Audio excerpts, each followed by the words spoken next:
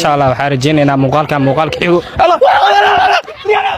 akhyaarta soo dhawaada maanta waxa idin wada jaceelkii cusub in badan way dhaadeen gabar faca keenso naag kula eg marka waatana warsi qalbiga ku fiicana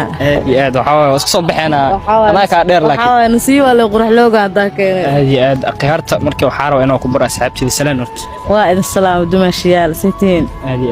isku soo baxeena horta isku soo baxeena ayaga sheegi doonaan adii والله واسكو بحنا ayaga xataa daysan sheegnaan aad aska asku ay unuuraysa wala labiska adduunka ka wadataa waa waashay ala hada wala wadiiqasa والله waa waashay marka akhyaarta in isku soo baxeen in kale adinka cadeynaysiin marka qoftaan wallahi yortaniyo